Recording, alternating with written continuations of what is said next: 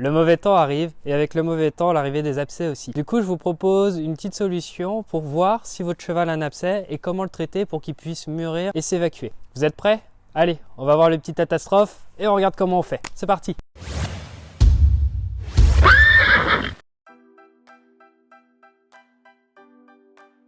On est avec Utah et on va passer à la première étape. Donc la première étape, c'est de venir voir si votre cheval a un abcès. Donc, comment on fait pour venir voir si votre cheval a un abcès? C'est pas très compliqué. On va d'abord l'observer lors de ses déplacements. Un cheval avec un abcès, il va avoir une irrégularité, c'est-à-dire qu'il va avoir une petite boiterie. En général, un cheval tombe sur le membre opposé au pied où il a une douleur, c'est-à-dire sur le pied où il peut avoir potentiellement un abcès. Ça, c'est la première phase.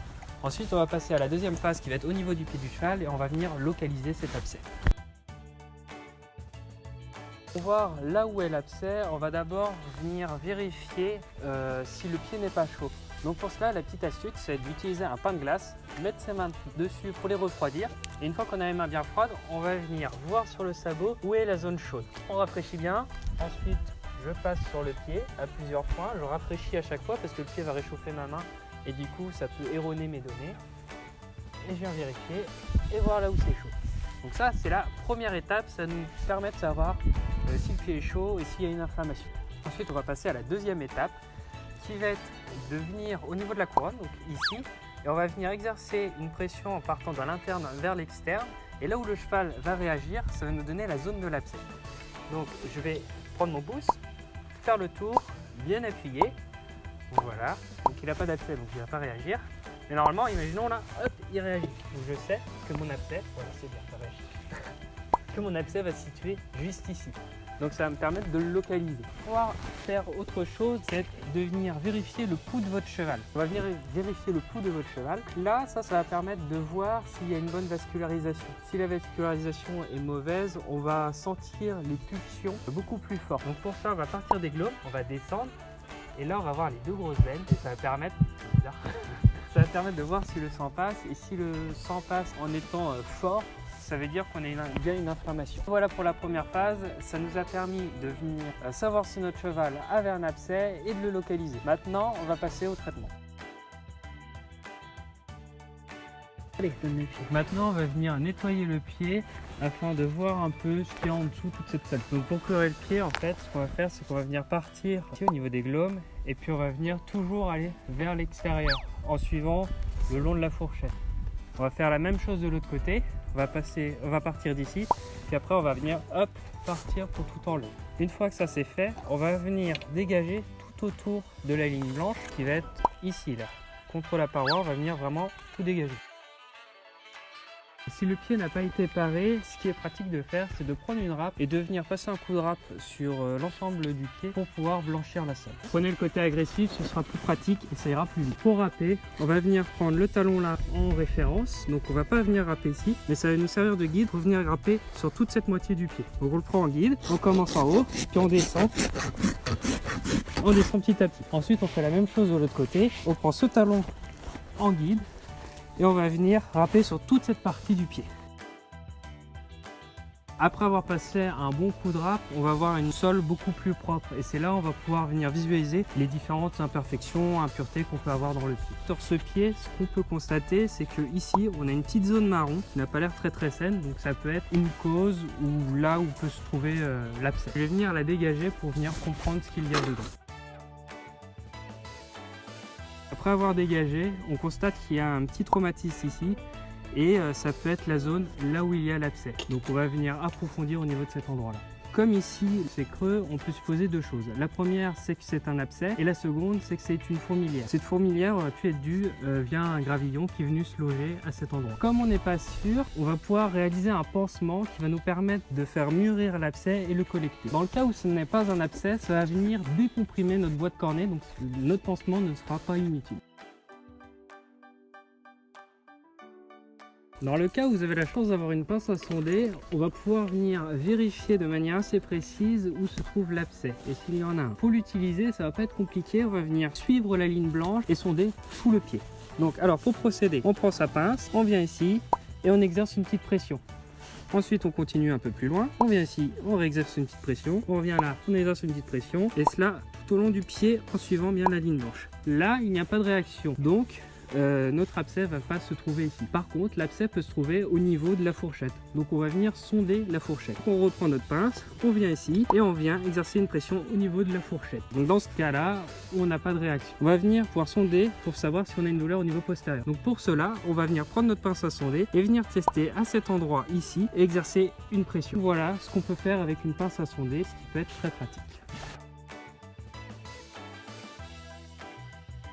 Donc pour réaliser notre pansement, on va avoir besoin de différents composants. Donc alors le premier, ça va être soit de la graine de lin, soit de l'animal latex. Donc alors la graine de lin, il va falloir la préparer. Donc on va prendre une casserole, faire chauffer de l'eau et ensuite on va mettre des graines de lin dedans. Puis on va faire chauffer jusqu'à temps qu'on obtienne une petite pâte qu'on va pouvoir ensuite appliquer sur le pied. L'autre solution qui est plus rapide, ça va être d'utiliser de l'animal latex. Donc l'animal latex, ça ressemble à ça lorsqu'on l'ouvre.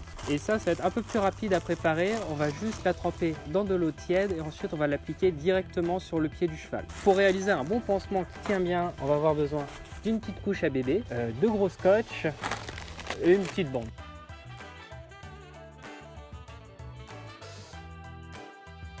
Alors, pour la première étape, on va venir découper l'animal latex. Je vous recommande d'avoir une pièce qui prend tout le sabot, afin d'être sûr qu'il agisse au bon endroit. Pour ce faire, on va prendre l'animal latex, le placer sous le pied et tracer nos repères de découpe. Ensuite, on vient découper notre animal latex, donc plutôt au ciseau, c'est moins dangereux que le cutter. Et moi j'ai vu peut-être un peu large au niveau de ma pièce d'animal latex, donc ça fait un peu de gâchis. À présent, je vais venir imbiber mon animal latex d'eau tiède, donc je le plonge dans le seau et je le ressors. Maintenant, je vais venir réaliser mon pansement. Donc pour avoir les deux mains libres, je pose le pied du cheval sur mon tablier, puis je recouvre la sole d'animal latex et je viens poser une couche de bébé. La couche de bébé va venir protéger le sabot et apporter du confort au cheval. Donc je la pose comme sur les fesses d'un petit bébé et je prends les languettes pour venir coller de chaque côté. Ensuite, je prends ma bande et je vais venir enrouler autour du pâturon, puis je vais descendre petit à petit. Ça va permettre de bien maintenir le tout.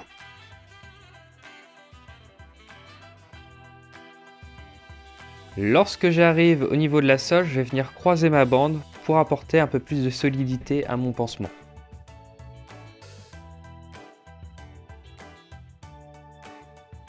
Puis, je refais un tour et je découpe ma bande.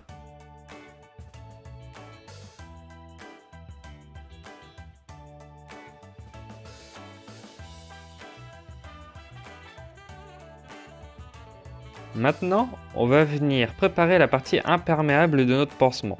Pour cela, je prends du gros scotch et je découpe plusieurs bandes d'environ 40 cm que je vais poser côte à côte en les chevauchant. Le but, c'est de réaliser un carré.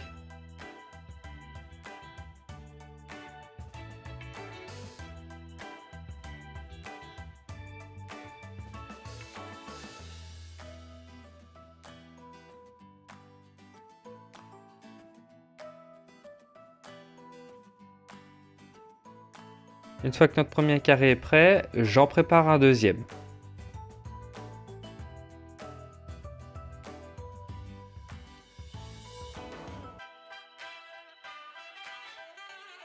Je décolle délicatement mon carré pour pouvoir venir l'assembler avec le deuxième, celui que j'ai fait tout à l'heure.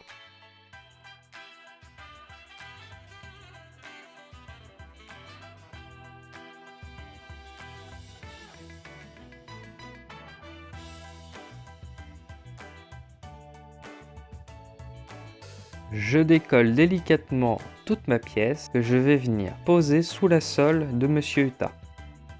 Ensuite, je rabats tous les côtés. Les parties qui sont trop longues, je peux les découper pour éviter que ça aille venir le gêner au niveau de ses poils. Puis je viens appliquer un dernier tour de scotch au niveau du pâturon pour bien fixer mon pansement et qu'il ne s'enlève pas. Le but, c'est qu'il résiste à tout ce que peut lui faire subir notre petit poney. Ça va permettre de réaliser une chaussure imperméable qui va venir assainir le pied et faire mûrir et collecter l'abcès. Donc une fois que c'est réalisé, votre cheval peut repartir au pré et c'est bien de renouveler le pansement à peu près toutes les 24 heures.